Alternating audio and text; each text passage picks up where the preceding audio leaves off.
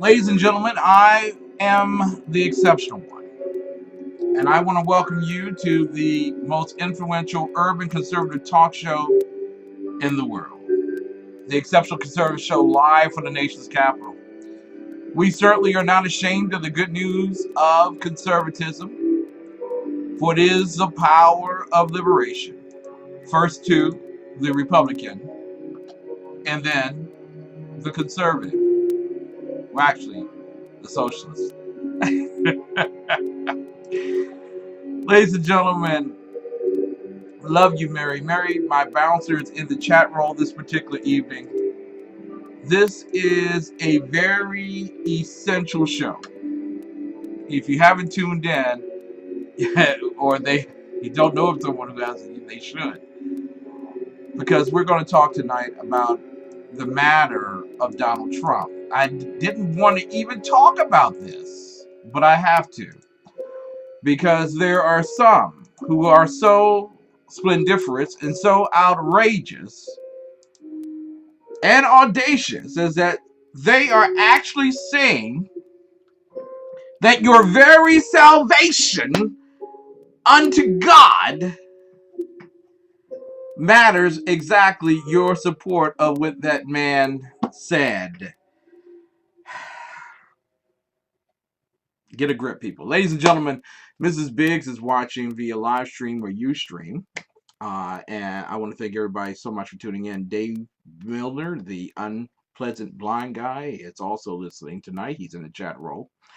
This is Tuesday night, and you know on Tuesday nights at 10 o'clock, Janice Hall, the J Hall World Report, will be on air with us. And my goodness, I am looking forward to her conversation, especially what's happening in the Middle East, and San Bernardino, and $28,500 that just shows up out of nowhere. But that is much ado for later. Mary Brockman says Trump is a fool and so are his followers. I wouldn't go that far. And let me just be very forward here.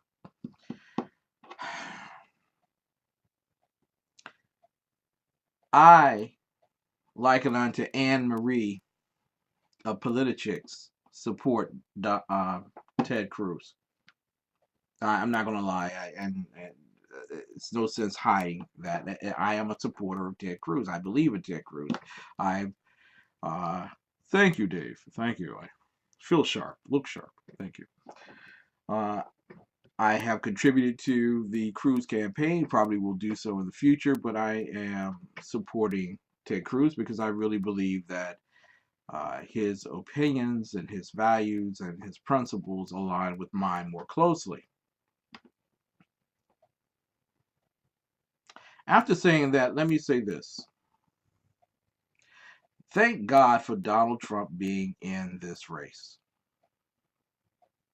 Really. I thank God for Donald Trump being in this race. I am not supporting him for the presidency unless he wins the primary, and then in the general election I would have to vote for him because he's still closer than Hillary Rodham Clinton. But ladies and gentlemen, he's driving the debate.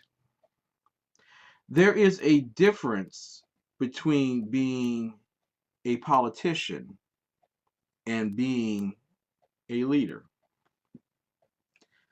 You may not like the ship or the way it's colored or painted or assembled, but gosh darn it, if that ship gets you from point A to point B, you may not have fully enjoyed it, but gosh darn it, you'll like it at the very end.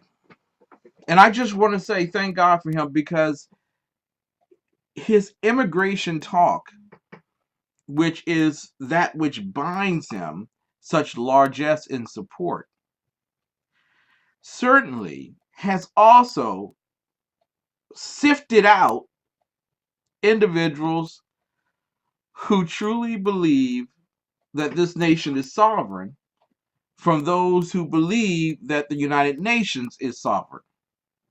I'm going to get to that and get to this and a whole lot of other stuff tonight that I wanted to talk about, including the fact that Ben Carson, who is supported very heavily by my good friend Ralph Chitums, sent me something today, a picture of himself and some other stuff, and I want to go over that a little bit later. But gosh darn it, tonight we need to talk, and we need to be real. Because there are those who make their decisions based on emotions. And that's how we end up getting a Jimmy Carson or a Barack Hussein Obama. And then there's some people who make their decisions based on what is logically best for this country. And that's how we end up getting a Ronald Reagan. So stay tuned. We're going to talk about Donald Trump. But most importantly, this show is entitled The Pot's Calling. Because remember, Obama banned Muslim Iranians from entering this country in 2012. And then I did not hear a single, quote unquote, Achilles West conservative saying anything about that. Ladies and gentlemen, you know how we start this show. There is no better way of starting this show than by pledging an allegiance. We take off our hats. We put our hands over our right hand over our heart. And we pledge the allegiance. Ready, begin. I pledge allegiance to the flag of the United States of America and to the republic for which it stands, one nation, under God, indivisible, with liberty and justice for all. Oh, it's so beautiful. Oh, welcome to the Exceptional Consider Show live from the nation's capital. I am Ken McClinton at the helm. And also, I want to send out some kudos while we're in this first portion of the program. Thank you, Mary. Amen. I love hearing the Pledge of Allegiance, especially when it's done by little kids. I want to thank Rebooting Liberty for taking us on and playing our information around the world. Pundit Press is no more. It is no longer Pundit Press. It is High Plains Talk. High Plains Talk. I want to thank also SHR Media. The Voice of Liberty, which is my website, but where I do my writing. You can go there and watch and read. BLUBRRY and also Stitcher for carrying our program. Also, the good people at YouTube allow me to use their vestiges so that I may promote this show. You can listen to it on YouTube after the show has been completed. I need to do some homework real quick. No, not that kind of homework that you think that I'm trying to put this show together on the half. But no, there's a homework that I need to do, and I need to make certain that those who are tuning in tonight basically understand that first and foremost, you do not have to pay attention to me. You do not have to agree with what every person interprets something to be. That's why we have the ability to debate. But before you make pronounced hyperbolic decisions and statements and allegations and assertions against individuals, whether on the left or the right, you should know exactly what you're talking about. You should have some idea of what you're talking about. A conception, even, of what you're talking about. And too many have been trained on both the left and the right to jump the moment something is said or done. And often the assertion is that we're going to already expect that we agree on the same principles and have the same knowledge base so that we can make an exacting moral condemnation against someone's actions or thought immediately. And we don't know the hill of beans of what the person's talking about, but because it doesn't sound good, it doesn't make me feel good, it doesn't look good, because of all those sensory things, it can't possibly be true. And quite frankly, it's wrong. It's very wrong. Ladies and gentlemen, I want to play for you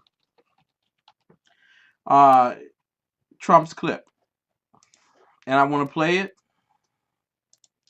in the format that you can hear it, first and foremost. And as succinctly as I possibly can make it heard for you, so that we're operating on the same premise. Then I want to play for you Paul Ryan. I want to play for you what the White House said. I want to play all those things for you so that we're all on the same page in terms of listenership. Now, I want to admit that I was not at the event that Donald Trump spoke at. So I don't, and won't, even after I play this, won't know the full context. I won't know. But I can't take Jake Tapper's opinion that's promulgated as if it's news to signify where my jump-off point is on determining what is true and what's not true. Nor can I be like Achilles West, who has the omniscience to let you know that if you don't agree with Achilles West, then you're going to hell. I want you to understand, first and foremost, for all those people who stated that if you don't believe what you said versus what Donald Trump said, then you're going to hell. I didn't see it today in the scriptures. Now, if you could point somewhere in the scriptures where it says where I disagree or agree with Donald Trump is a prescient point to me going to hell or going to heaven, then you please point that out for me. You got a whole 2 hours. I'm on the air. You can go to the exceptionalconservativeshow.com. Go there right now. Point exactly to the scripture in which Jesus has said that if you agree with Donald Trump or if you disagree with Donald Trump, you're going to hell. If you can point that out to me, hey, I'm ready. I'm ready to accept it. The word is his truth, and his truth will make us free. So I want to set all that up. It's already set up. It's ready to rock and roll. When we come back from these particular commercials, I'm going to play it all out for you. We're going to work on the same page, and I'm going to show you where, according to the federal law that was put together by Democrats back in 1952, what Donald Trump said is truth. And on top of that, President Barack Hussein Obama practiced the same truth when he discriminated against Muslim Iranians. We'll be back with more of the best in urban conservative truth. I'll talk right after this. Right swipe. It's gonna be a right swipe. This man just shaped his chest hair into a heart. Oh, you stole mine. Right swipe. Right swipe. Right swipe. That sounds like my sister. It does. But I know she's not. He's cuddling a kitten. Oh my God, I want to eat their faces. Oh, she's hot. Oh, wait a minute. Oh. That's a lollipop. Oh, that is not a lollipop. Left swipe. Left swipe.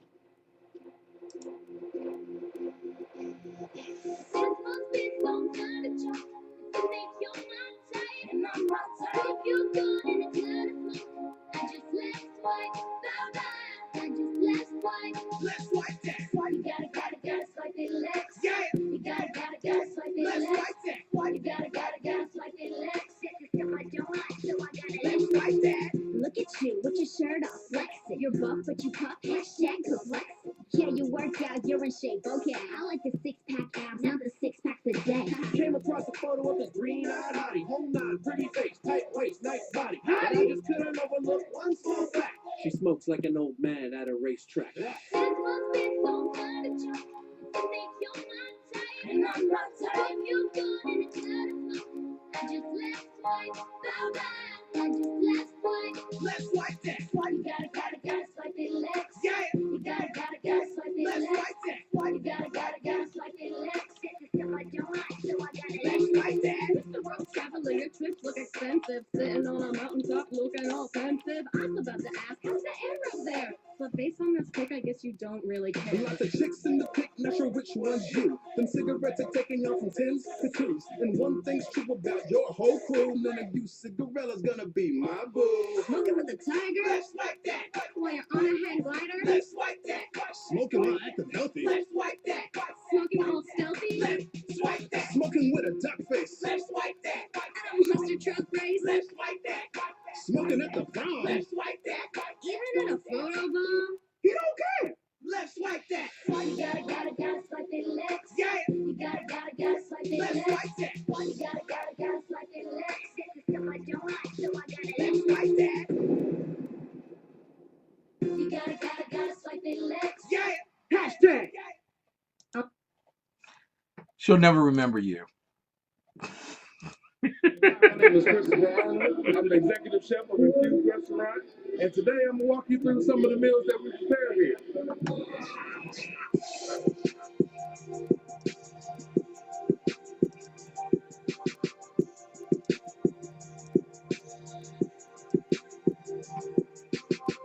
We're making a pizza. We use fresh Italian sausage that they cook here and slice it up. Our pizza dough is an in-house made. Our pizza sauce is in-house made. So everything is fresh and ingredients.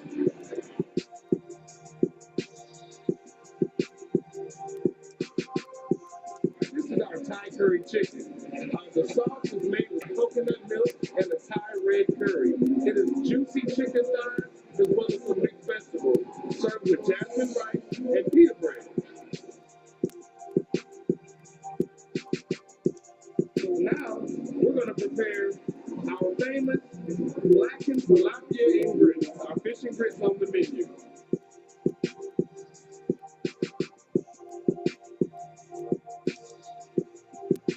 Once the fish is ready, then our meal will be complete.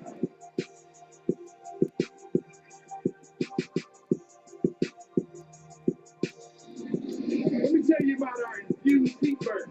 So we kick the spice up just a little bit with our infused sauce. We start off with 80-20 USDA ground chuck ham patty burgers, like half a pound of burgers, and we're going to grill it to perfection. After I flip the burger, we add the sauce and let it cook on into the meat just a little bit.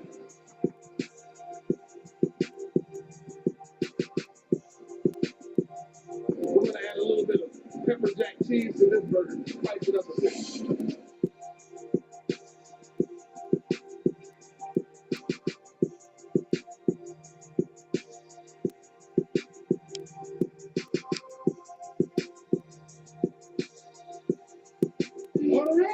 Yes, yes, yes. That's mine. That's my. Why is he going over to that table? 6339 Allentown Road, Temple Hills, Maryland, 20748. That number is 301-449-9000. www.infuse.com. Ladies and gentlemen, you still have time. I wouldn't move from the screen just yet. I wouldn't even move from the radio. I would try to download USTREAM and take it with me. So while I'm driving over to Infuse to get my burger, boy, that's what I would do, because you're going to miss a whole lot of stuff. But ladies and gentlemen, infuse on those days when you're not listening to me. 6339 Allentown Road, Temple Hills, Maryland. Make your way over there and have a wonderful, wonderful experience. We have tuned in tonight to the Exceptional Conservative Show live from the nation's capital. I'm your host, Ken McClinton. There has been a great deal of excitement and energy in America because of what the leading GOP candidate said over the weekend. But it's not without purpose or cause for which he said it. I want you all to know that really Donald Trump has been the kind of guy who says what many Americans are afraid to say but want to say. And if anybody can give me an amen in the chat roll, I'll know that you understand that we're on the same page here. Don't sit here and tell me that there have not been times when you didn't think that you should shut down the border completely and stop the Central Americans and Mexicans and the Afghanis and everyone else from coming in illegally into our country and living off our food stamps, living off our welfare. If you haven't thought that way, then okay. But some of you think that way, but won't say it. I'm telling you right now, there are people right now that would give up their daytime job and fly down to start building a huge fence that goes 100 feet deep and goes 300 feet high to keep people out from Mexico. That's just the way they feel, with an army behind them. Donald Trump has said exactly what he felt. He wasn't being politically correct. And if you expect him now, since he's leading in the polls, of course, in Iowa, the leader in the poll is now Ted Cruz and Donald Trump, depending on how many people registered voters they entertain and question. But Donald Trump has not been shy about saying exactly what he feels. Some of you who listen to my program on the down low have said aloud, if he would just shut up, not say anything, they probably would solve his daughter's case in Washington, D.C. I know the way people think, so I'm just going to say it. I'm not afraid to say what people think. As a man thinketh, he is. Donald Trump, via BBC Donald News. J. Trump is calling for, now listen, you got to listen to this one because this is pretty heavy stuff and it's common sense and we have to do it. Remember the poll numbers, 25%, 51%. Remember the poll numbers. Okay, so remember this. So listen. Donald J. Trump is calling for a total and complete shutdown of Muslims entering the United States until our country's representatives can figure out what the hell is going on.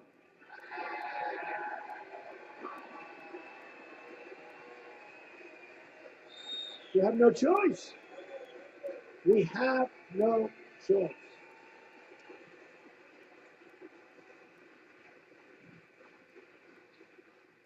We have no choice. According to Pew Research, among others, there is a great hatred toward Americans by large segments of the Muslim population. Most recently, a poll from Center for Security Policy released data showing 25% of those polled agreed that violence against Americans, these are people that are here, by the way, people here, 25, not 1%. By the way, 1% would be unacceptable. 1% is unacceptable. 25% of those polled agreed that violence against Americans here in the United States is justified as part, think of that, as part of the global jihad. They want to change your religion. I don't think so. I don't think so. I don't think so. Not going to happen. Ladies and gentlemen, that was Donald Trump. The point that he was making is, and whether you agree with it or like it or not is not relevant. I know that's offensive to many people because they see themselves so greatly in their own eyes that what you say matters. But to Donald Trump, this is the way he sees it. He can't say materially that we should only separate out those individuals who mean to do us harm. We've had two presidents that have tried that over the past decade, and San Bernardino happened. And he can't say, let's stop only the ones who are terrorists from coming through our borders. Because we've tried that, and even recently, the F-1 visa that was used by the assassins in San Bernardino, they were allowed to come through. Okay?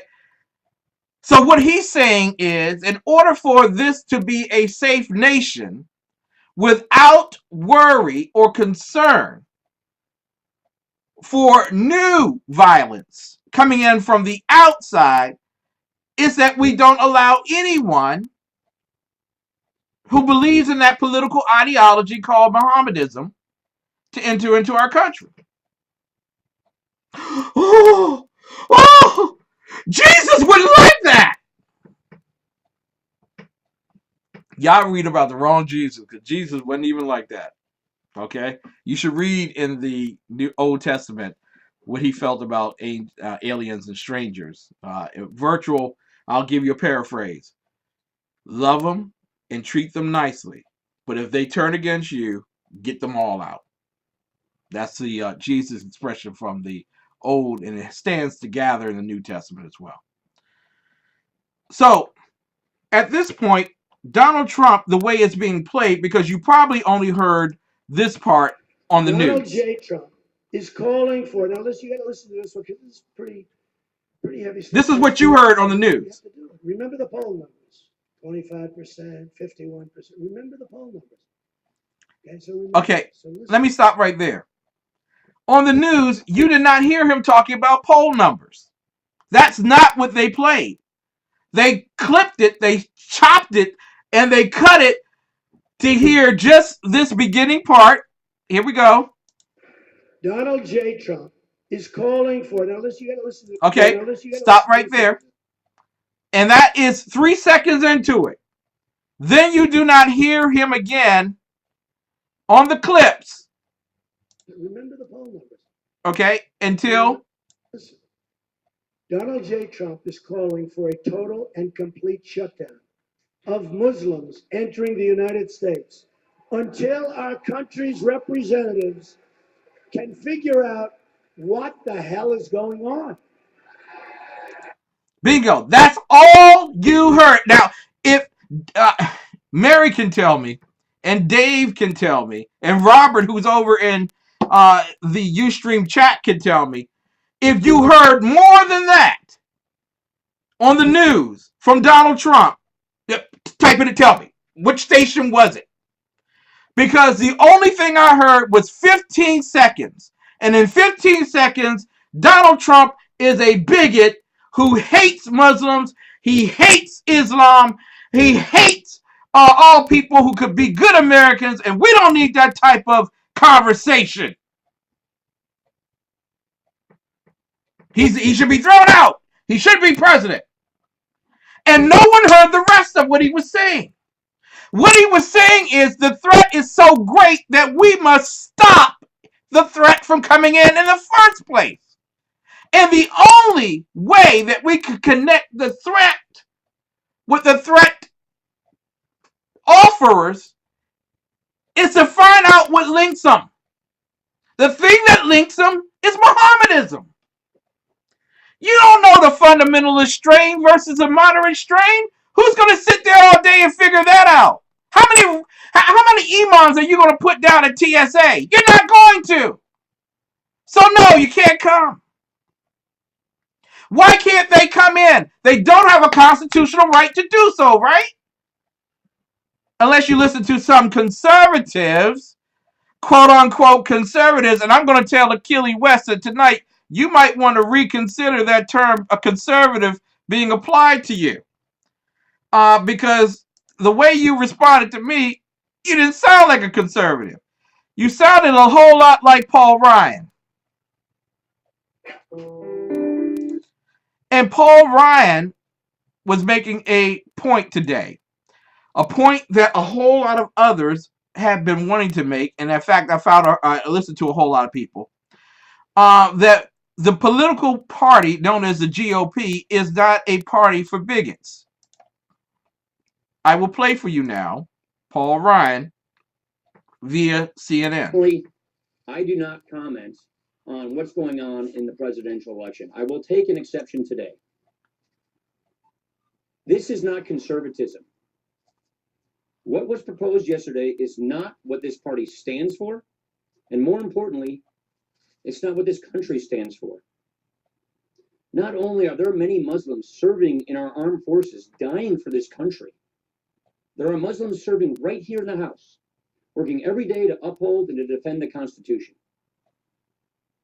Some of our best and biggest allies in this struggle and fight against radical Islamic terror are Muslims. The vast, vast, vast, vast majority of whom are peaceful, who believe in pluralism, freedom, democracy, individual rights. I told our members this morning to always strive to live up to our highest ideals, to uphold those principles in the Constitution on which we swear every 2 years that we will defend. That's why we are here, and that is why we're going to stay here to do the people's house and do the people's work. So there you go. You have Paul Ryan, who tells us that we should be shooting for our highest ideals, while our enemies are shooting for the lowest citizen closest to their pistol. You see, it's easy to promulgate the we should not in this particular case, but what you don't understand is that the statement was not about those who are already here.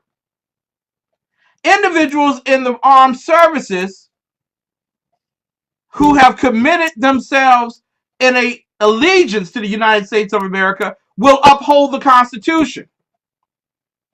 Those who do not uphold the Constitution and do evil in the eyes of God and man, i.e. workplace violence, Fort Hood, took them 6 years to turn it from workplace violence to terrorism.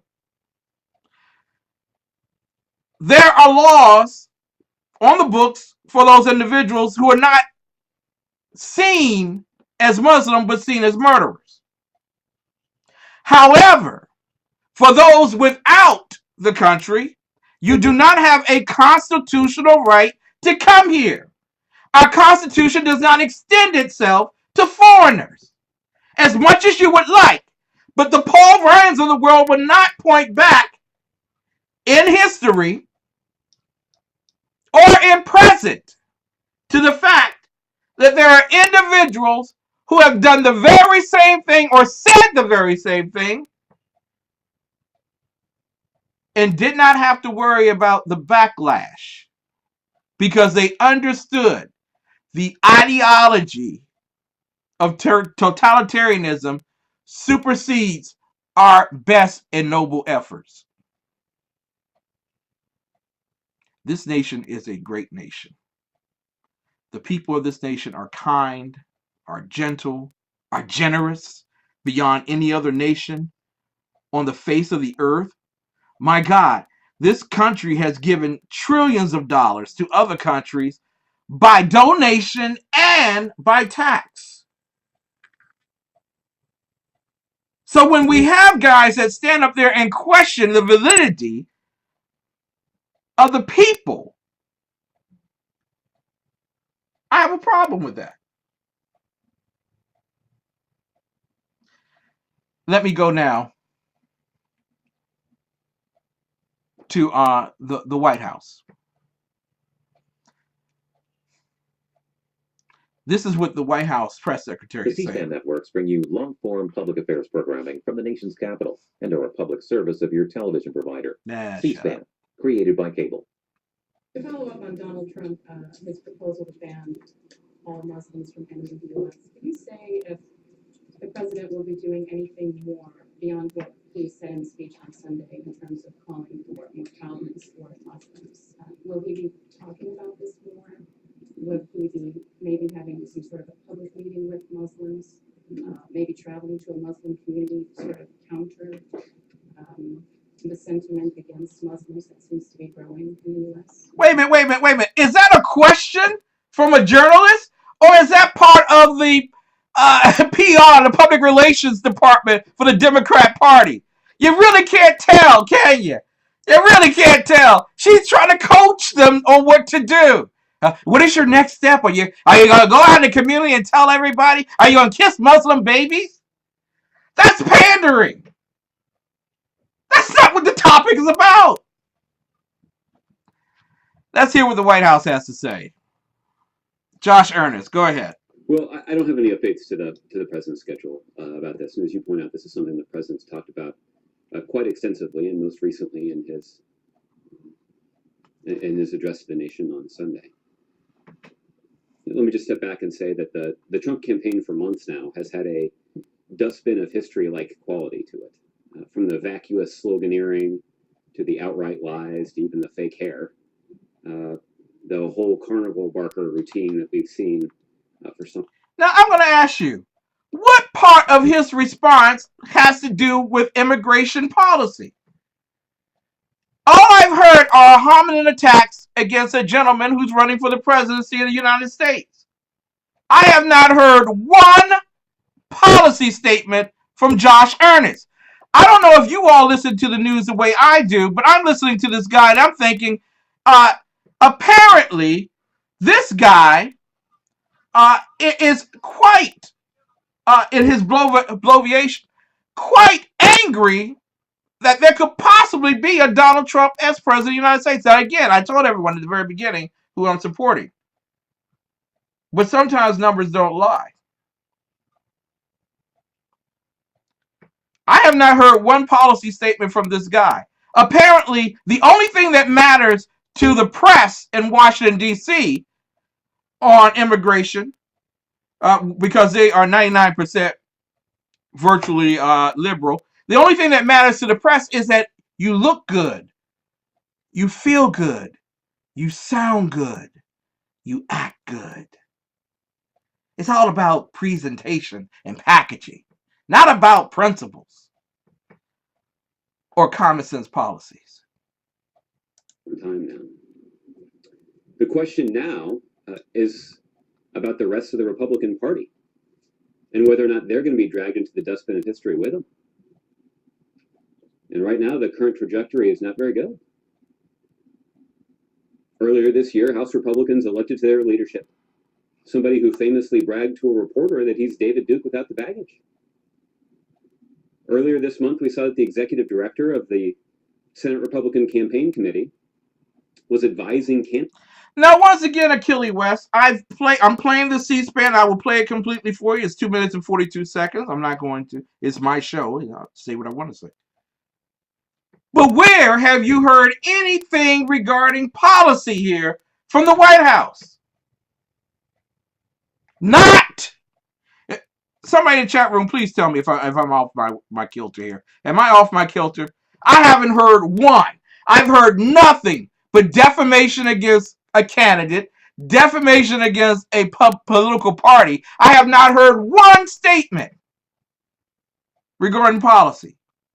The whole idea here is, and I love you conservatives who are really into the touchy-feely kind of thing, because quite frankly, when it comes to war, Truman said it best. All things must be done without worry of how they look. When it comes to war, Sun Tzu said it best.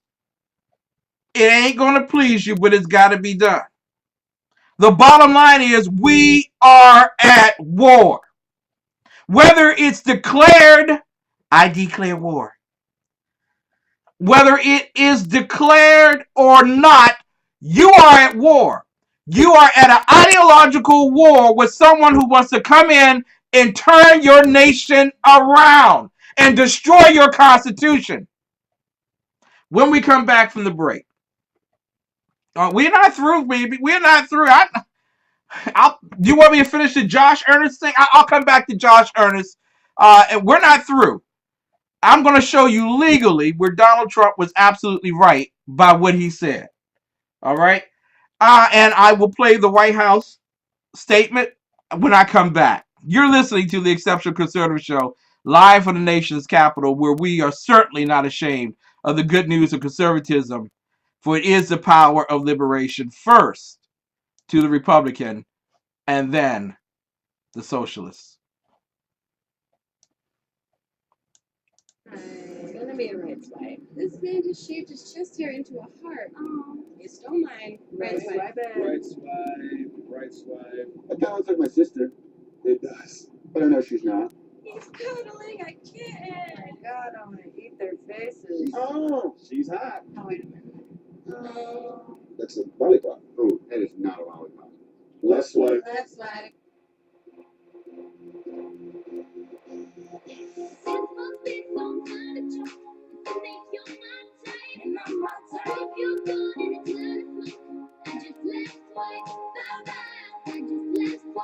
Let's swipe that. You gotta swipe it left. Yeah. You gotta swipe it left. Let's swipe that. You gotta swipe it left. System I don't like, so I gotta let's swipe that. Look at you with your shirt off, flexing. You're buff, but you puff. Hashtag complex.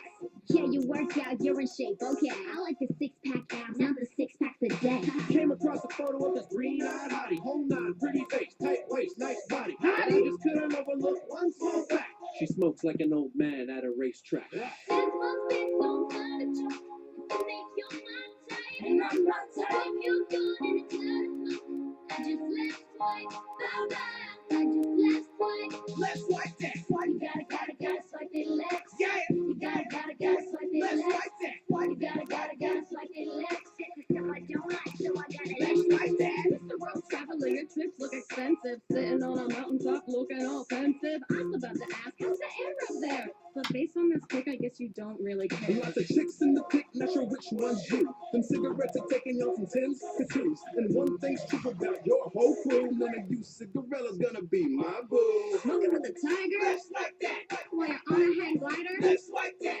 Smoking while acting healthy. Let's swipe that. Smoking all stealthy? Let's swipe that. Smoking with a duck face. Let's swipe that. At a monster truck race? Let's swipe that. Smoking at the prom. Let's swipe that. Even in a photo bomb? He don't care. Let's swipe that. You gotta swipe it left. Yeah. You gotta swipe it left. Let's swipe that. You gotta swipe it left. System I don't like, so I gotta let's swipe that. You gotta swipe it left. Yeah. Hashtag. I'll never remember you.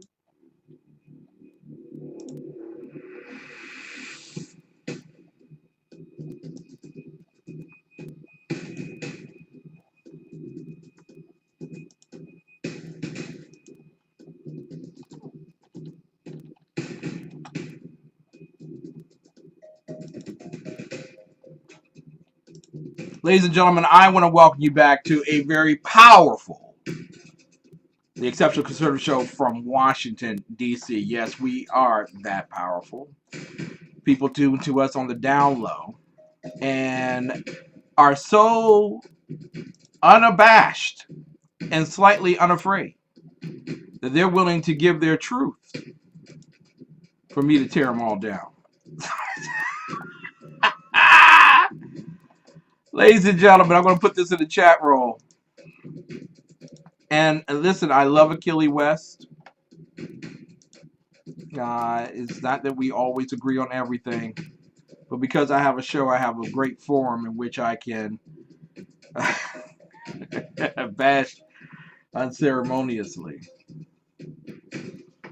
Earlier today, there was a report that Jimmy Carter did something that this White House talked vehemently about. And quite frankly, I think the White House should have done a little research before they made their comments. This is the White House, and I will get back to you regarding what Jimmy Carter did back in the revolution period, the Iranian Revolution days. Say if the president will be doing anything more beyond what he said in the speech on Sunday in terms of calling for more tolerance for Muslims. Will he be talking about this more? Will he be maybe having some sort of a public meeting with Muslims? Maybe traveling to a Muslim community to sort of counter the sentiment against Muslims that seems to be growing in the U.S.? Well, I don't have any updates to the president's schedule about this, and as you point out, this is something the president's talked about quite extensively, and most recently in his address to the nation on Sunday.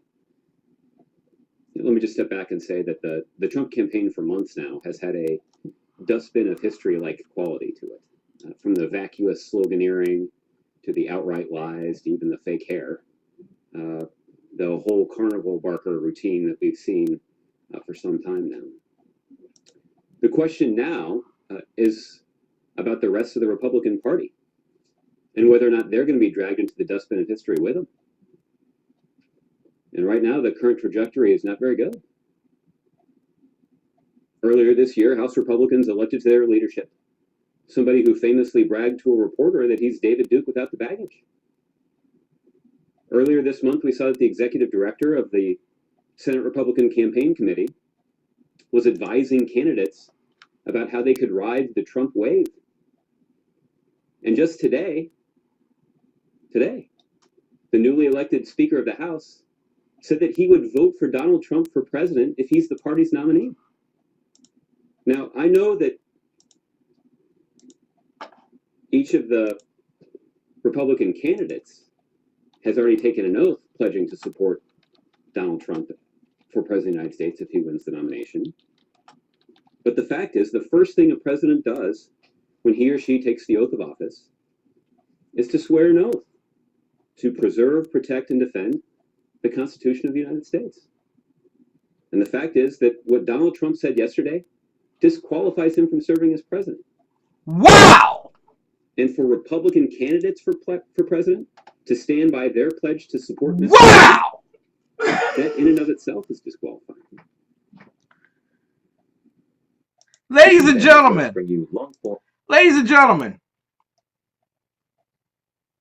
leaving your ambassador in Libya to fight off angry terrorists when your Secretary of State did not spend of the $2 billion available the sums necessary to build a protection around your ambassador. And the militants, the ISIS militants, go in and destroy not only your facility, which is an extension of the United States of America, wherever there is an embassy or a smaller setting that is owned by us. It is an extension of us. And so they invaded our country via that particular embassy. They killed, raped, and tossed to the curb at the hospital the ambassador, and 3 other great heroes died that night in a firefight to save themselves and those that were armed, not armed. That happened on the watch of Barack Hussein Obama, and that did not disqualify him from being president of the United States of America. It did not disqualify the president currently from running for office when he lied that you can keep your doctor, you can keep your insurance, and your health care costs won't go up.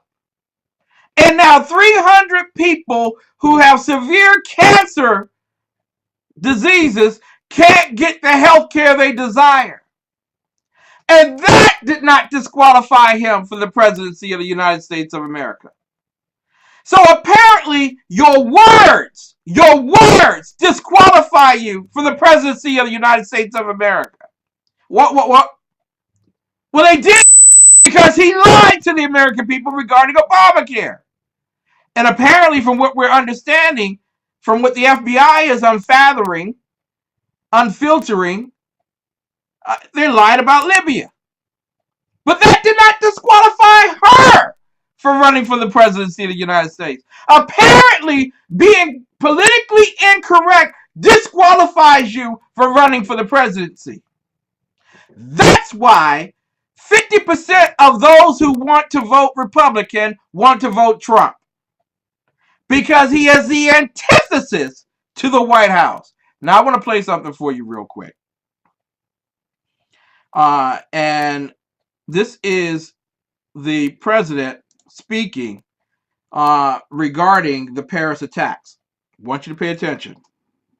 And when I hear folks say that, well, maybe we should just admit the Christians, but not the Muslims. When I hear political leaders suggesting that there would be a religious test for which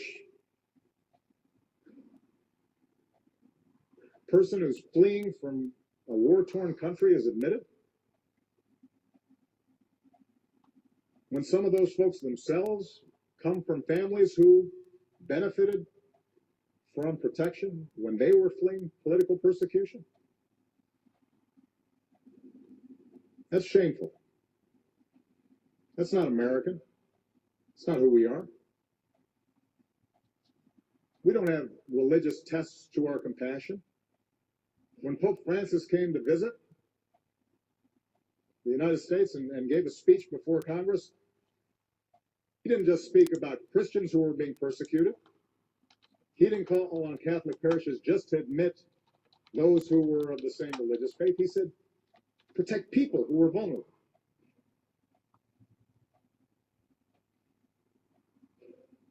And so I think it is very important for us right now, particularly those who are in leadership, particularly those who have a platform and can be heard, not to fall into that trap, not to feed that dark impulse inside of us.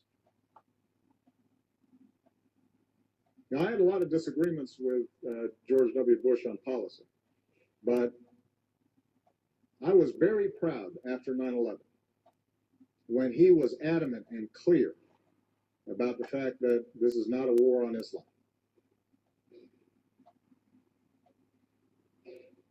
And the notion that some of those who have taken on leadership in his party would ignore all of that.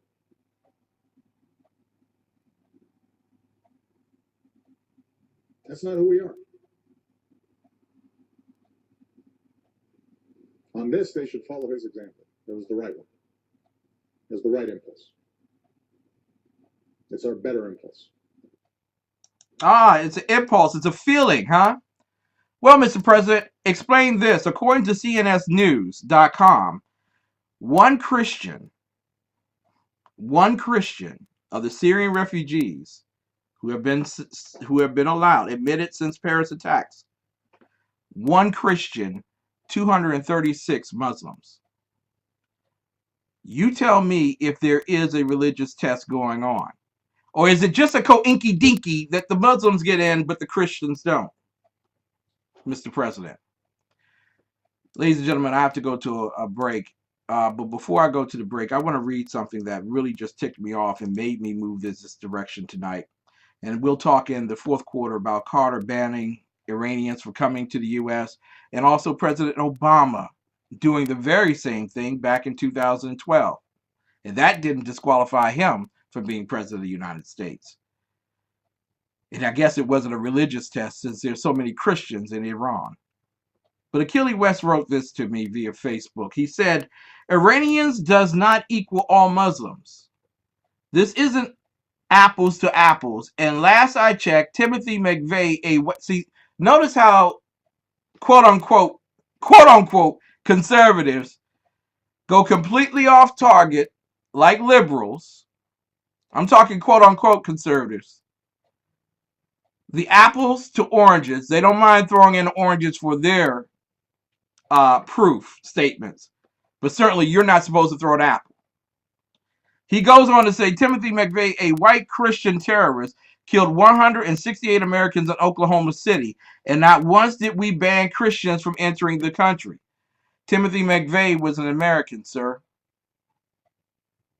God bless his mental illness.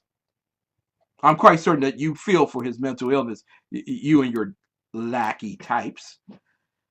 Timothy McVeigh did kill 168 Americans. And Timothy McVeigh paid the price for doing so. But Timothy McVeigh was not a Christian, my friend. Or at least not a practicing one, because practicing Christians don't murder. The San Bernardino incident, the practicing Mohammedans made very clear that you understood. they were practicing. Kelly goes on to say, there weren't calls for all Christians to denounce anyone, and nor did we start witch hunting Christians. Why the double standard? This is a Holocaust in the making. No, sir. What's happening between Hamas and the Red Guard of Iran and radicals throughout the Middle East, ISIS included, towards Jerusalem is a Holocaust in the making. And any so-called Christian who condones it may as well give up their heaven card and cause you're going to hell. Well, Mr. Achille West, you're going to find out in the fourth quarter that a man who just announced that he is free of cancer and who served as president of the United States, you may have, being God that you are, condemned him to hell. Good job, sir. Now, if only you would do that to ISIS. We'll be back with more of the best in Urban Conservative Talk right after this.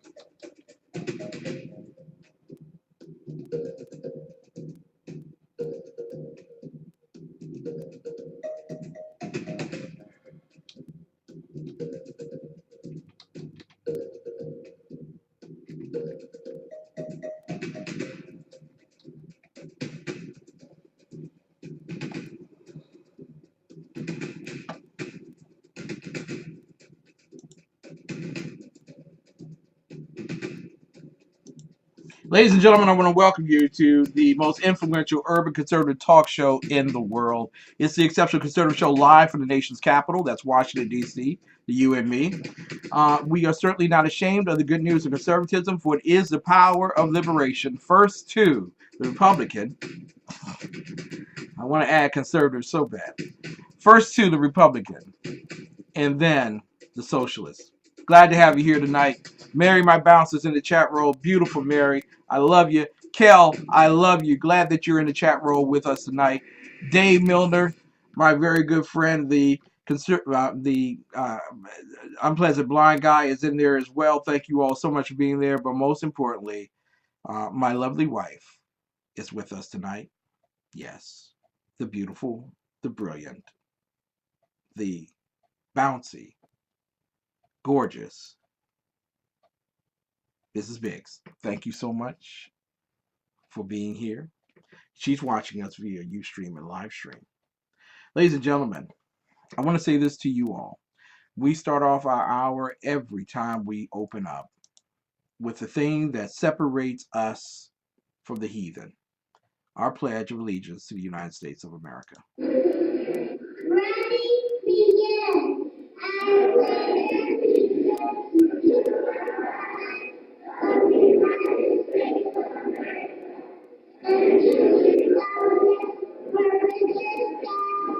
one nation under God,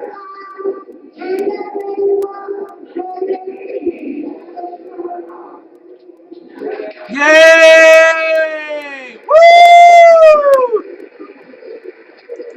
There we go, ladies and gentlemen. Glad that you are here tonight. Oh, the pot's calling tonight. Yes, the pot is calling. The pot is calling. Yes.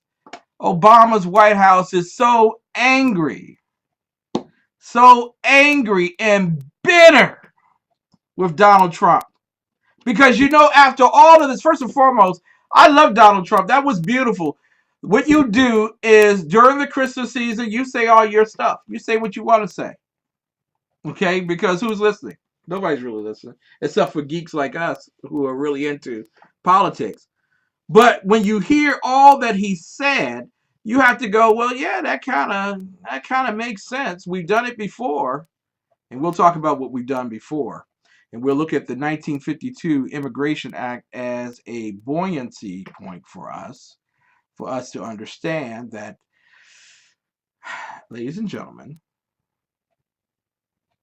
thank you, Kel. You look beautiful. Kel Fritzy is the most beautiful woman on radio. She produces every show on radio. She does. She does. I don't know where she finds the time to listen to me. Want to thank Robert Jeffrey also. Tim McVeigh was Muslim, as his wife was a Filipino Muslim. Thank you, Robert Jeffrey, for making that abundantly clear to everyone.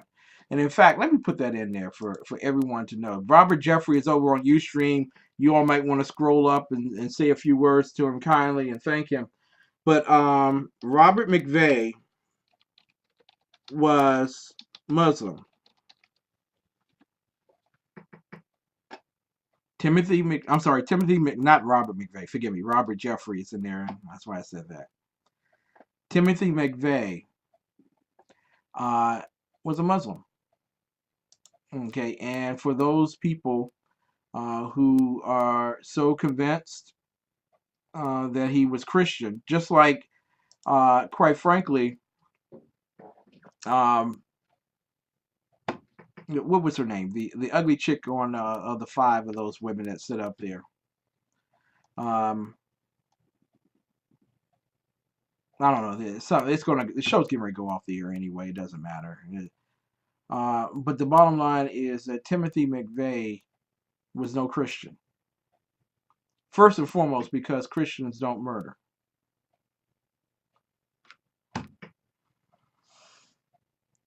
But secondly, he was a Muslim. Robert Jeffrey will school you on that one. Okay. So, ladies and gentlemen, there is a lot of education that must go on. And this is why I do this show. There's so many wannabes out there that have convinced themselves that they know everything based on the education that they receive from liberals. That they'll speak whatever they want to speak and make it true. And the truth of the matter is, my God, if we only knew the truth, we would all be set free.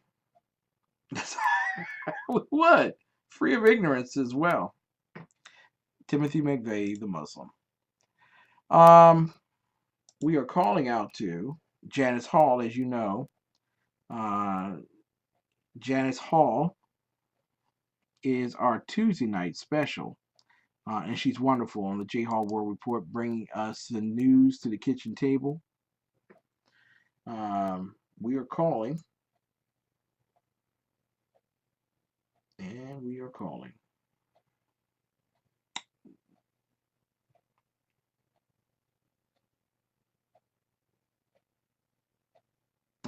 You're calling.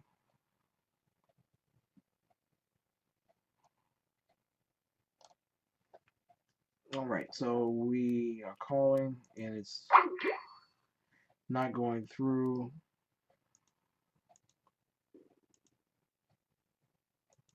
Let's try this one here. This one. Okay.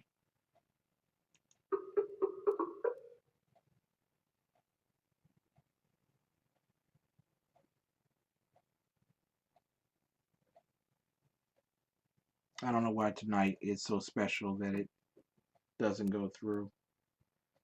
Oh my God. Ah. Hmm. Okay. Gee. Let's try this one more time. Let's try.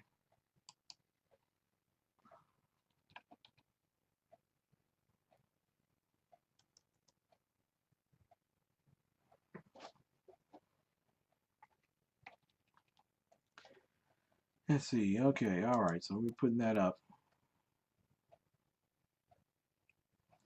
Let's see.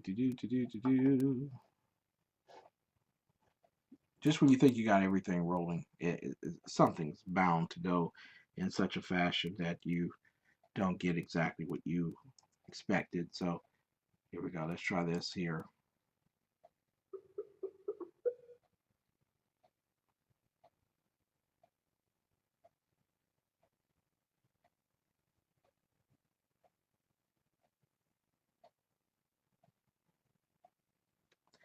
It says it's trying to connect. Unfortunately, it's not doing a very good job of it. So,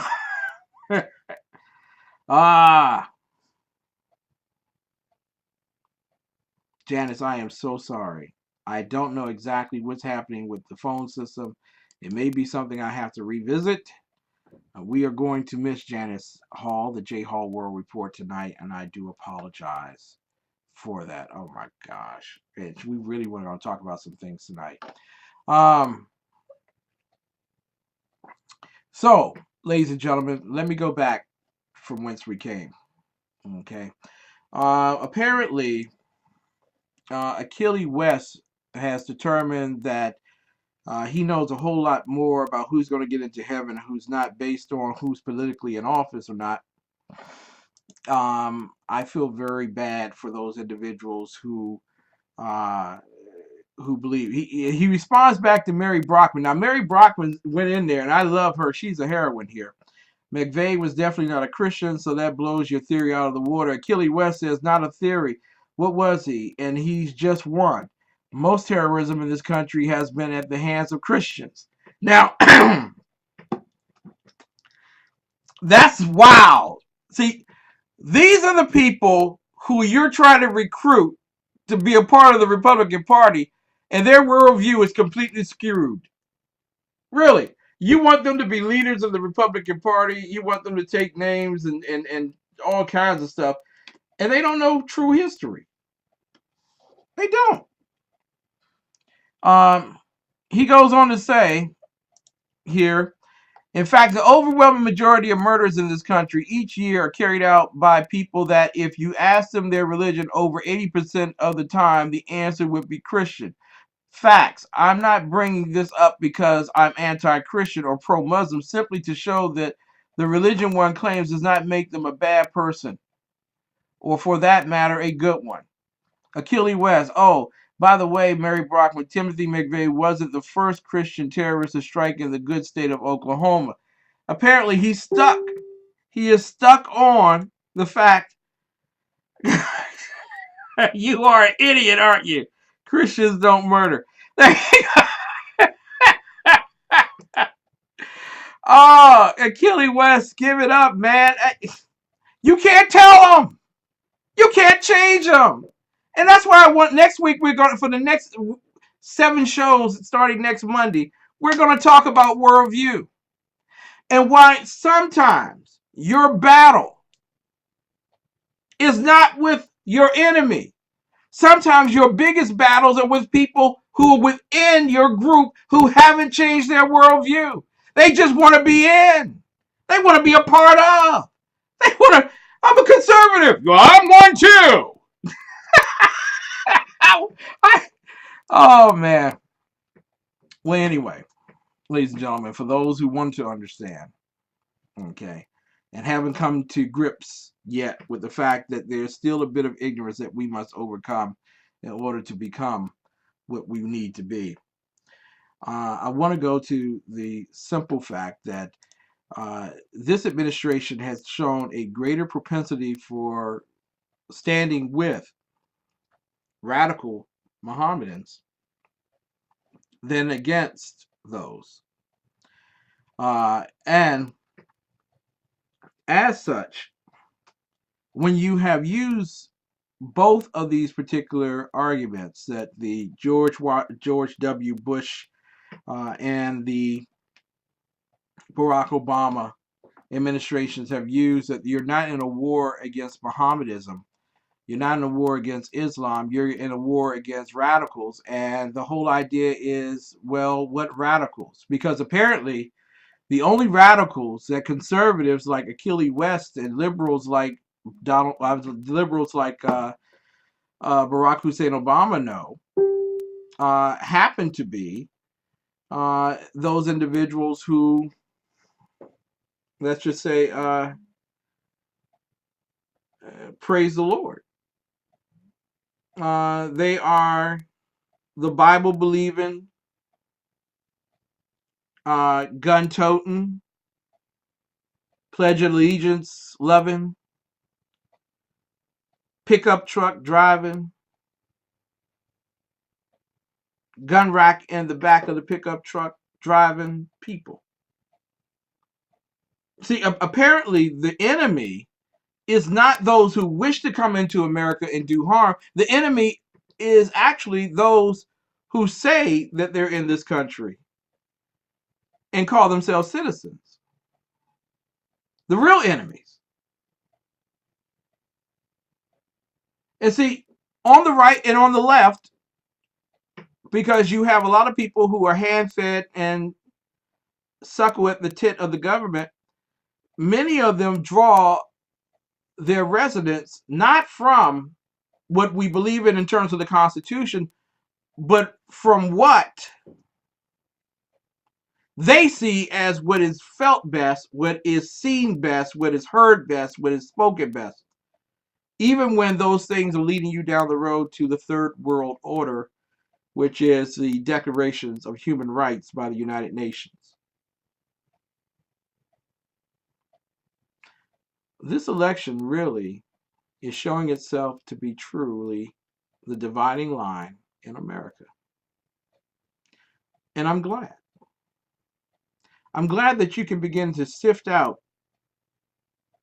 the flax from the wheat. I'm glad that you're beginning to see what people really believe versus what they'll say politically.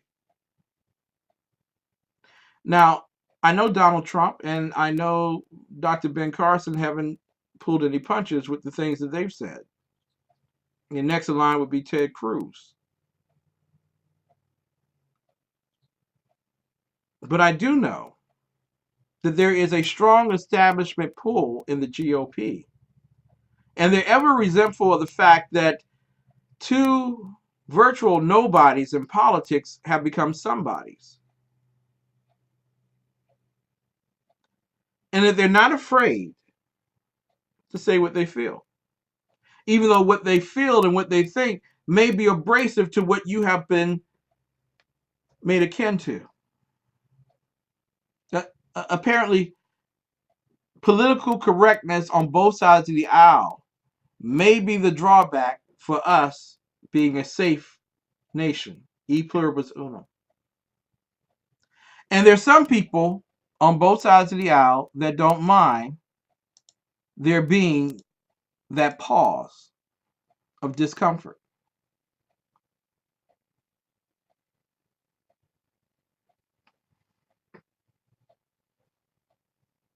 Here we are. You want to know the truth? This is the truth. Donald Trump actually was correct. because the law, as it is written, speaks to that. But before we get to that, I want to put this one thing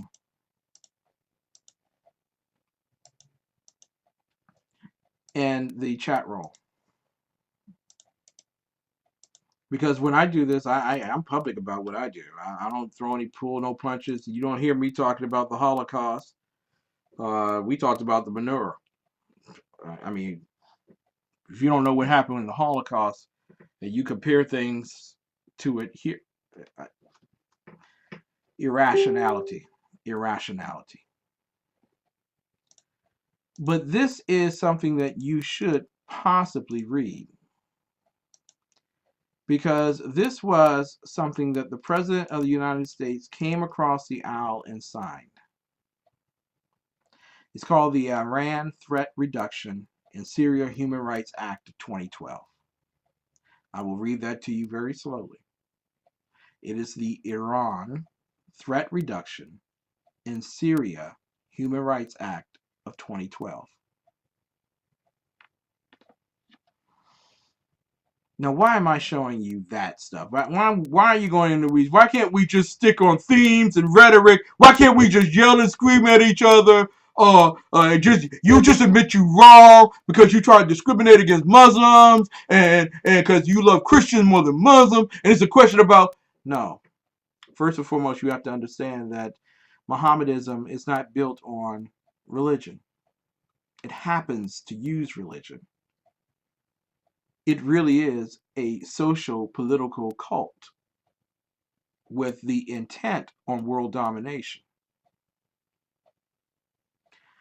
I want you to understand something about Christ.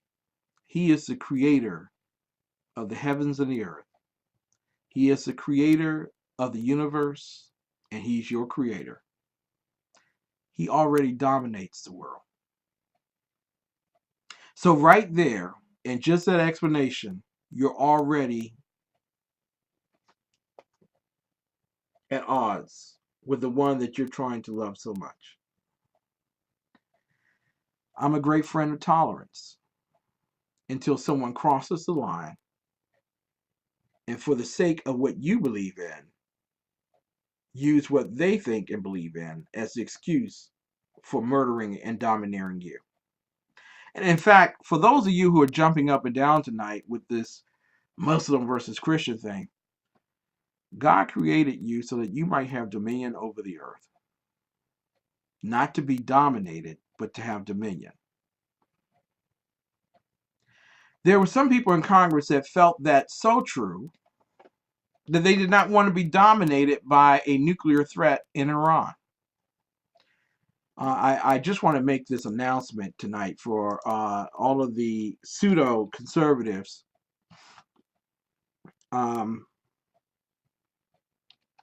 who said that they could trust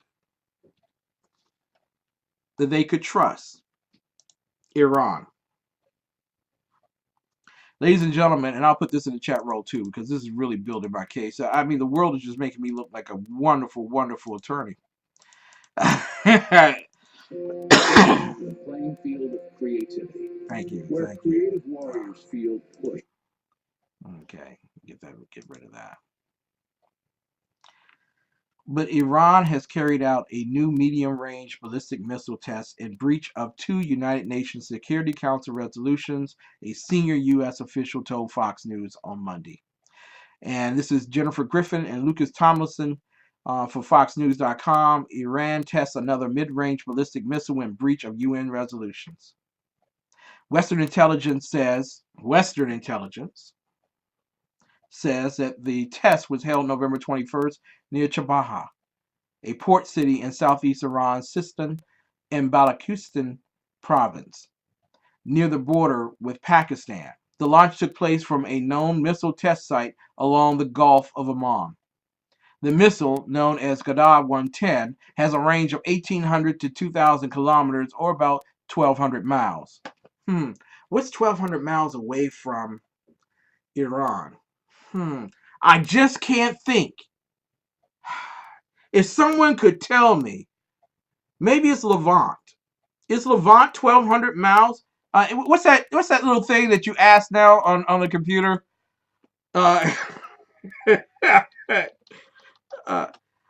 Cordy, yes. What is the distance between Jerusalem and, let's see, Jerusalem and Tehran? What is the distance between those two? 842 nautical miles, or 970 miles total, or 1,560 kilometers. By golly, boy, that test wouldn't work, boy. I tell you, they couldn't possibly get that thing over there because they said that it goes 1,800 to 2,000 kilometers. Oh, it's no way. What? What? It could get there twice? What? The United States is deeply concerned. I love this. Samantha Power, for U.S. Ambassador to the UN. These are her quotes. The United States is deeply concerned about Iran's recent ballistic missile launch. Really? That's why you want to give them $2 billion, because you're deeply concerned. President Obama mentioned the Iranian missile test during a press conference on October 16th and said the United States was preparing to brief the United Nations Sanctions Committee. He added that it would not derail the nuclear deal. This is the President of the United States of America. They are testing nuclear weapons, and he's telling you whose side he's on. It doesn't matter that they're testing. It doesn't matter that that bomb could hit Jerusalem. It doesn't matter, because we have to have a legacy. And the legacy says that they reached out with a clenched fist and we took the punch like a girl wearing, notice I did not say the feminine cat, but I'll say it here. The feminine cat riding a bike with mom's jeans.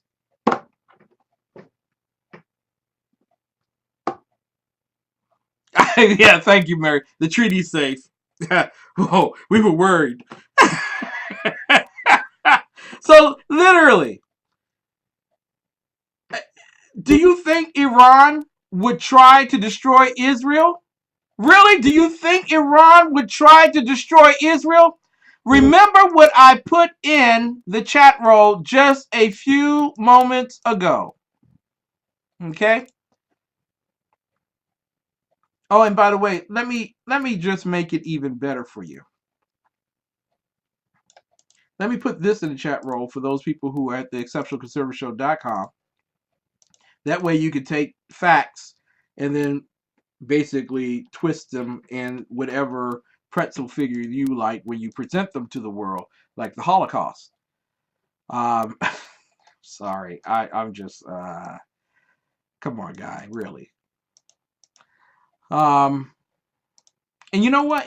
What amazes me is that people who talk about the Holocaust don't want you to carry a gun. Don't want no way.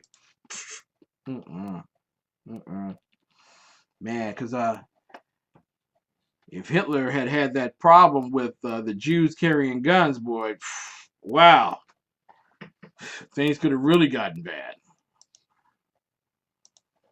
But I want to take you to Public Law 112-158, August 10th, 2012. And why do I want to take you to that public law? Because there was a calendar that took place. And that calendar, there was a process by which they passed this into a law. And in fact, let me go over that process. In May 2011, in fact, May 13th, 2011, the bill was introduced into the House. Now, who introduced that bill? It was Representative Ross Linton from Linton Alina, forgive me, from Florida, District 18. He was part of the House Foreign Affairs, Financial Services Oversight and Governmental Reform, Judiciary Ways and Means, and also on Senate Foreign Relations that the bill was considered. It was introduced May 13, 2011, and it became public law August 10th, 2012. It passed the House December 14th, 2011. Now, what is this all about, Ken? What are you talking about? Yeah, that's nice and everything. You're giving me all this information. Why should I be concerned? Because Public Law 112-158 by the 112th Congress is an act. And that act was created to strengthen Iran's sanctions laws for the purpose of compelling Iran to abandon its pursuits of nuclear weapons and other threatening activities, and for other purposes. Wow. Do you believe that America thought there was such a threat of Iran that they would actually want to stop Iran from creating a bomb? Well, apparently not under this administration. Heck, 1,200 miles, man. We gave you plans. You should be able to do at least 1,800. I mean, yeah, clear out the whole thing, man. What are you talking about? That's why we call it the Levant. We thought you would be testing, okay? Yes, they thought Iran was a threat.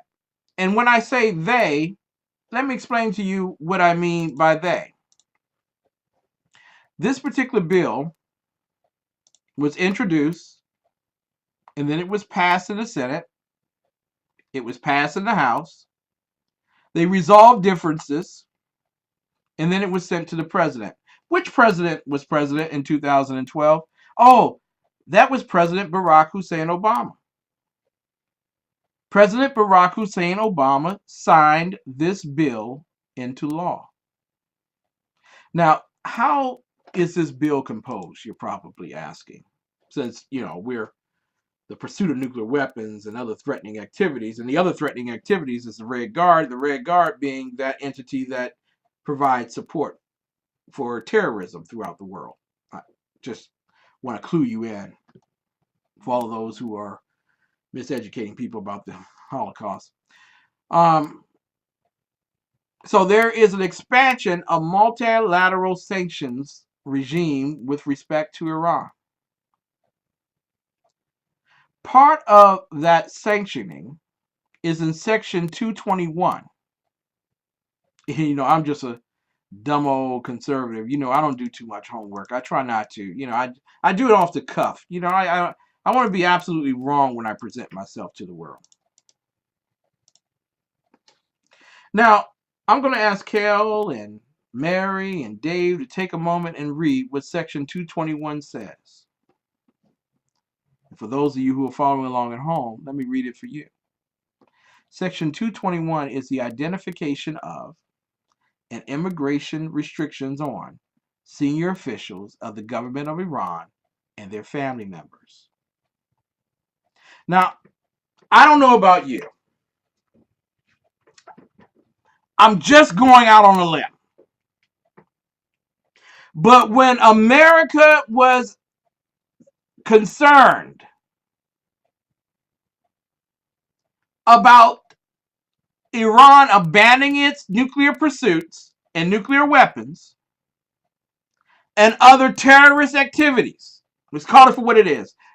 When they were that concerned, the President of the United States evoked Section 221 to stop Muslims who were Iranians from coming to America.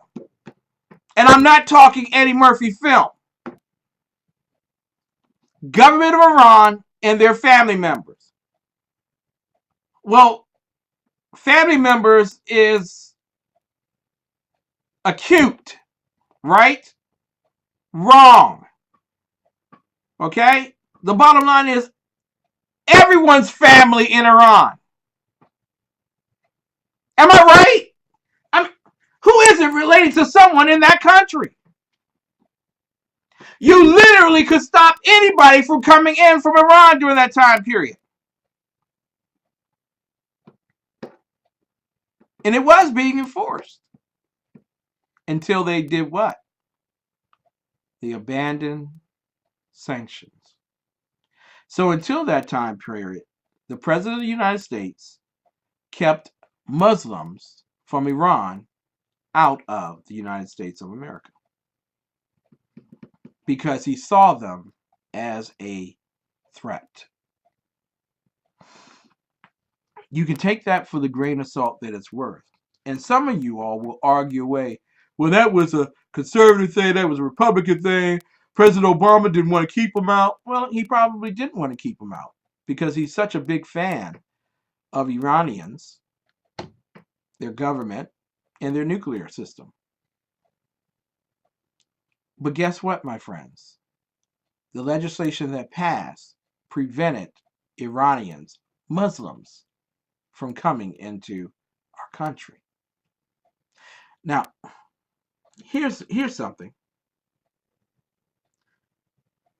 When we did the nuclear deal, how many Christians came home from Iran?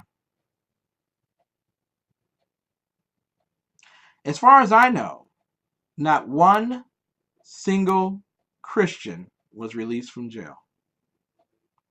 But how many Muslims were released from Gitmo? Oh, wait a minute. How many Muslims were in Gitmo? And now you're beginning to get my point. Those that practice fundamental Mohammedanism are practicing what they believe. But how do you separate them from the rest of the apple? Well, when we come back, I want to talk with you in our bullet moments, as we will have no more commercials after this session. We will talk about the law that allows your president, Barack Hussein Obama, to stop anyone, no matter their race, their color, their creed, their religion, or what football team they root for, from coming into this country. And then you will begin to see, when I go down the list of people that were kept out of this country, oh, some of them were Muslim. And for the last thing, for all those following along at home, to say that you do not want Muslims or Mohammedans coming into your country because you can't tell or separate the good from the evil, as Achilles would like to say,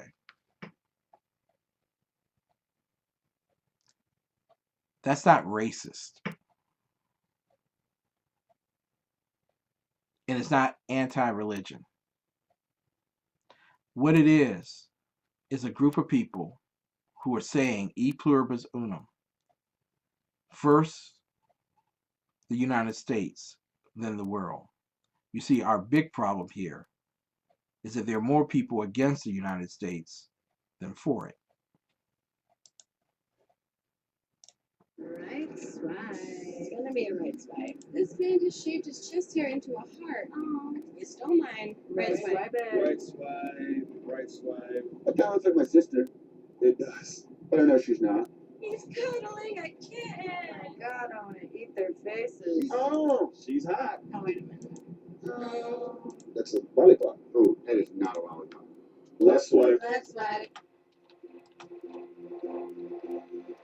This must be some kind of joke. To make your mind tight and I'm not tight. If you're good and it's let it flow. I just left swipe. Found out. I just left swipe. Left swipe that. You gotta swipe it left. Yeah. You gotta swipe it Left left. swipe that. You gotta swipe it left. System I don't like, so I gotta Left swipe that. look at you with your shirt off, flexing. You're buff, but you puff, hashtag complex. Yeah, you work out, you're in shape, okay. I like the six-pack abs, not the six-packs a day. Came across a photo of this green-eyed hottie. Whole nine, pretty face, tight waist, nice body. But I just couldn't overlook one small fact. She smokes like an old man at a racetrack. This must be some kind of joke. To make your mind tight, and I'm not tight. If you're good and it's let it flow. I just left swipe, found out. I just left swipe. Left swipe that. You gotta swipe it left. Yeah. You gotta swipe it Left left. swipe that. You gotta swipe it left. System I don't like, so I gotta Left swipe that. Mr. World Traveler, your trips look expensive. Sitting on a mountaintop looking all pensive. I was about to ask, how's the air up there? But based on this pic, I guess you don't really care. Lots of chicks in the pic, not sure which one's you. Them cigarettes are taking y'all from 10s to 2s. And one thing's true about your whole crew. None of you cigarella's gonna be my boo. Smoking with the tiger? Left swipe that. While you're on a hang glider? Left swipe that. Smoking while acting healthy. Left swipe that. Smoking all stealthy? Left swipe that. Smoking with a duck face. Left swipe that. At a monster truck race? Left swipe that. smoking at the prom. Let's swipe that. Even in a photo bomb? He don't care. Let's swipe that. You gotta swipe their legs. Yeah. You gotta swipe their Let's legs. swipe that. You gotta swipe their legs. This is stuff I don't like, so I gotta Let's swipe that. You gotta swipe their legs. Yeah. Hashtag. I'll never remember you. Ladies and gentlemen, I want you to do me a great favor this season. This is a time period when many people forget what our servicemen and women do every day and every night for us, here at home and on foreign soil.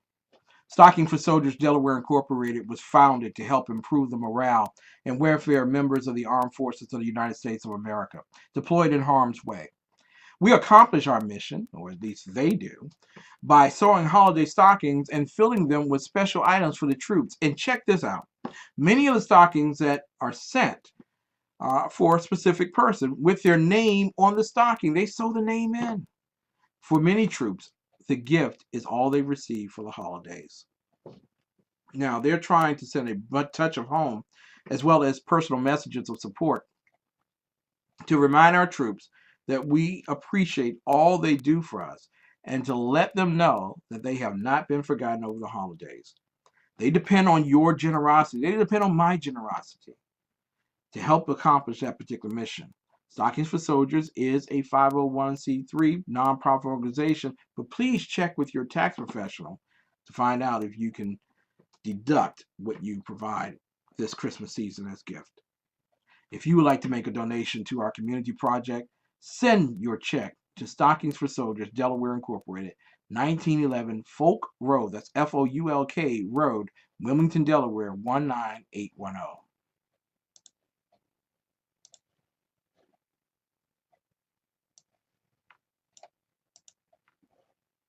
Hi, my name is Christopher Arnold. I'm the executive chef of Infused Restaurant, and today I'm going to walk you through some of the meals that we prepare here.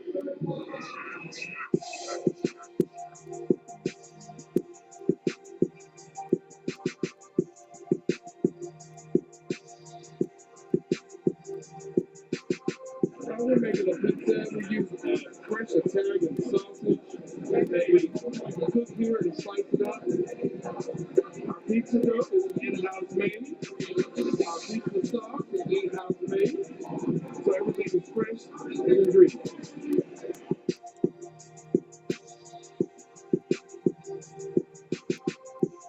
This is our Thai curry chicken.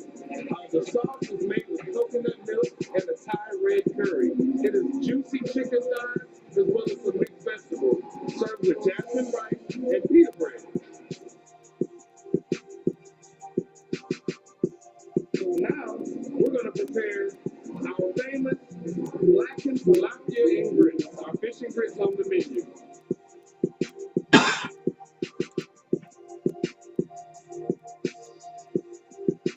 Once the fish is ready, then our meal will be complete.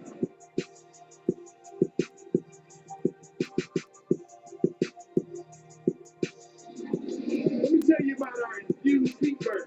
When we kick the spice up just a little bit with our infused sauce. We start off with 80-20 USDA ground chuck, ham patty burgers, nice half a pound of burgers, and we're going to grill it to perfection. After I flip the burger, we add the sauce and let it cook on into the meat just a little bit.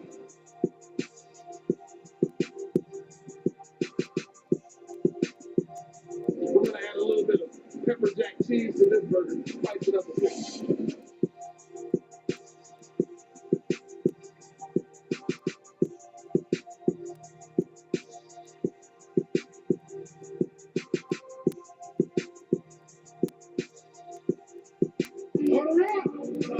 Wow, ladies and gentlemen, you have time to plan tomorrow to visit Infused Restaurant. Ladies and gentlemen, it is the best choice that you would be making easily. You can go to 6339 Allentown Road, and that is in Temple Hills, Maryland, ladies and gentlemen. And you can also call them at 301-439-989. Forgive me. Oh my goodness. 8900. Infuse.com. If I'm wrong on the telephone number, contact infuse.com. They will cater your meal for you. The pot is calling the kettle black, ladies and gentlemen, because Barack Obama did exactly what Donald Trump said should be done when there is a threat from a foreign nation or a foreign people. You need to shut it down. You need to find out exactly what's going on, and then you need to act accordingly. Now, there are many people who are sitting around saying, well, what we can do is suspend all immigration. I'm not opposed to that. It's a thought. But also, what we need to think about is who is using our borders to take advantage of us? Who's using our ideology to take advantage of us? And you have to understand that there are sometimes terrorists, foreign and domestic.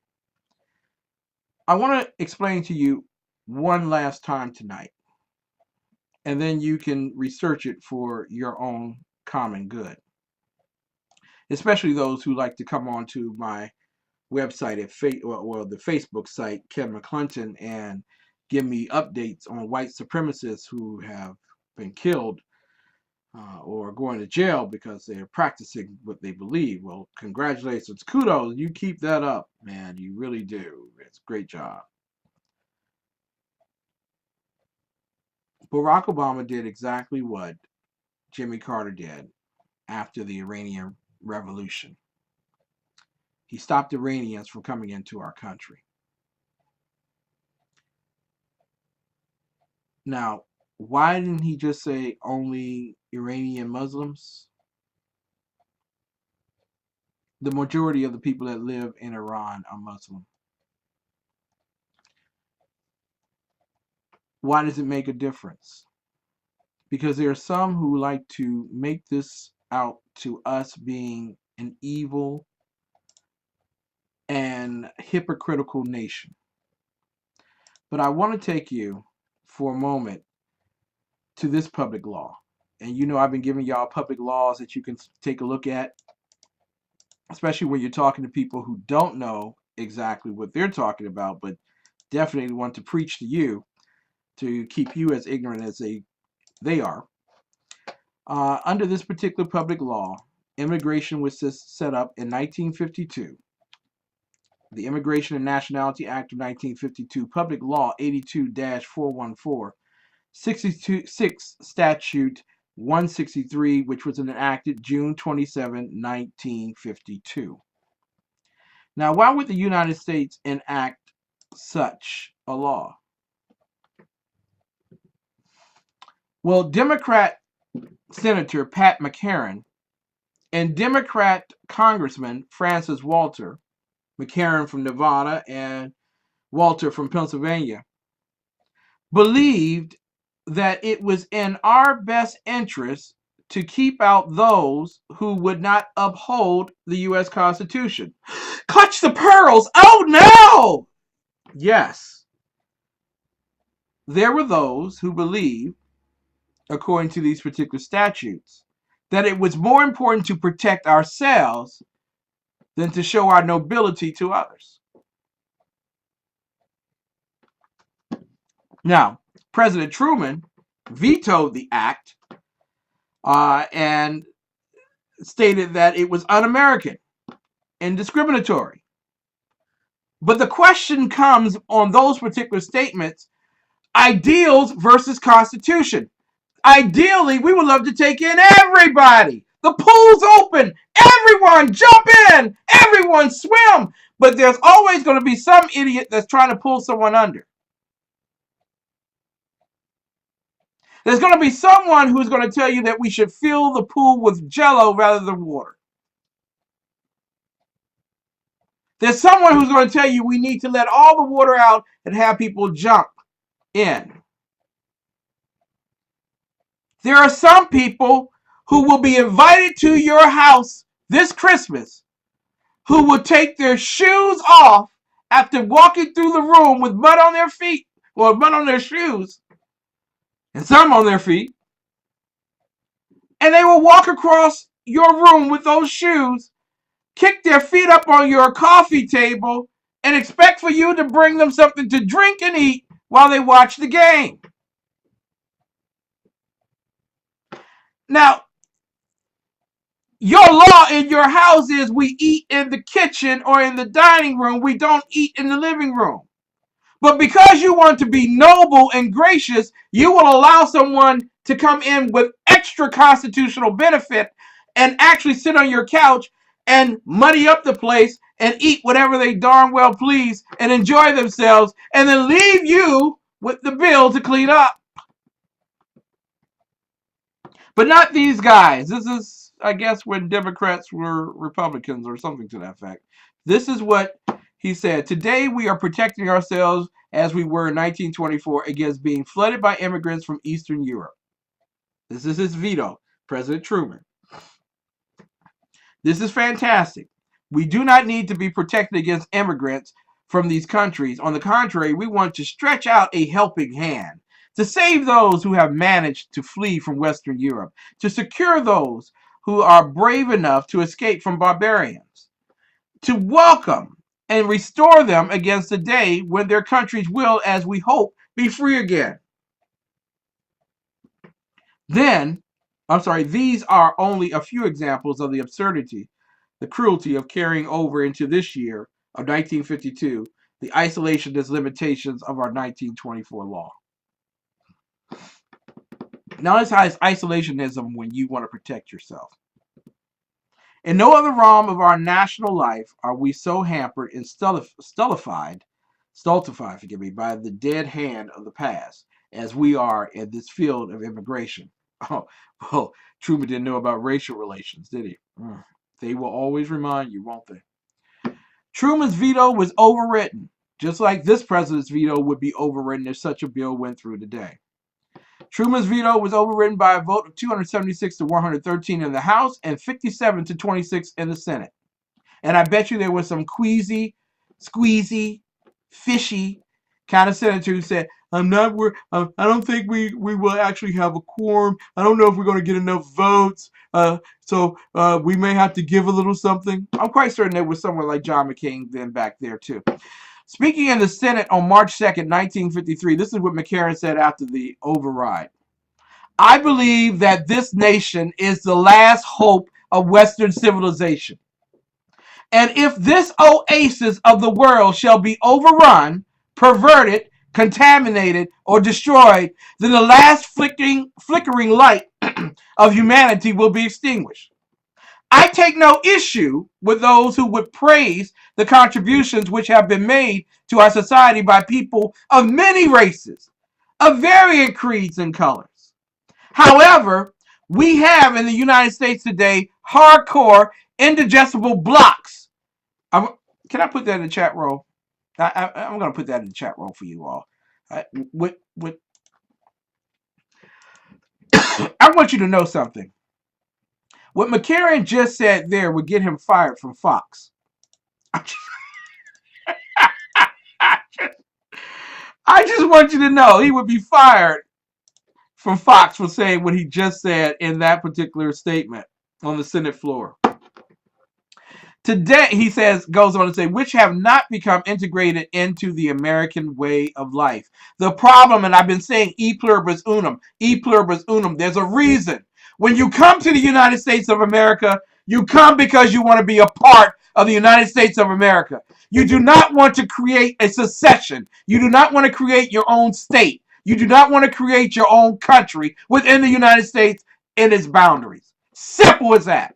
But as much as we despise Central Americans and Mexicans and South Americans from crossing the border illegally, although we can always work those things out, they don't have a problem filtering in and getting the jobs and working.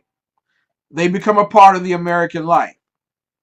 However, there are certain sections of this country, certain sects, S-E-C-T-S, within our country where people have isolated themselves and are seeking revolution. They have not become a part of the American way of life. E pluribus unum. Let me go back to what McCarran was saying before I run out of time. Today, as number 4, untold millions are storming our gates for admission, and those gates are cracking under the strain.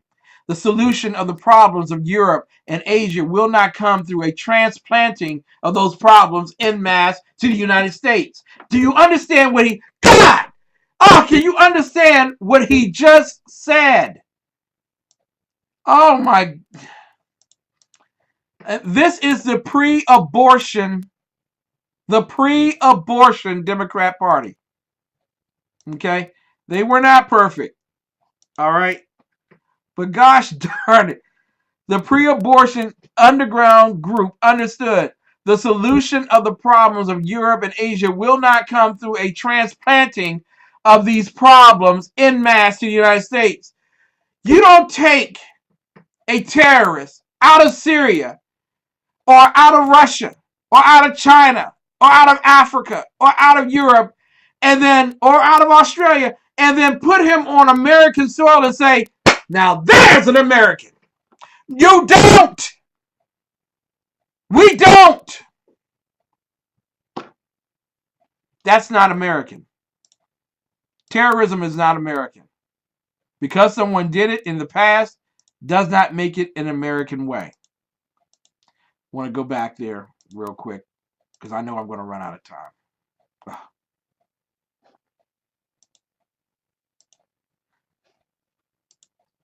He goes on to say, I do not intend to become prophetic. You don't hear that on the Senate floor anymore, do you?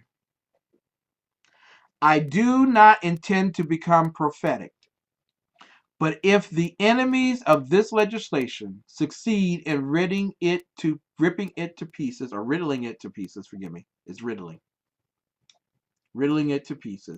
or in amending it beyond recognition, they will have contributed more to promote this nation's downfall than any other group since we achieved our independence as a nation. I want you to understand the key terms for this particular act. According to the 1952 Immigration and Nationality Act, which is still in place today, before applying an alien, remember, all you Achilles West theologians, strangers and aliens from the Old Testament, is akin to what's in this particular act, really. Before applying, an alien must be at least 18 years old, must have been lawfully admitted to live permanently in the United States. He must have lived in the United States for 5 years and for the last 6 months in the state where he seeks to be naturalized. In some cases, he need only have lived 3 years in the United States. He must be, I want you to understand this terminology,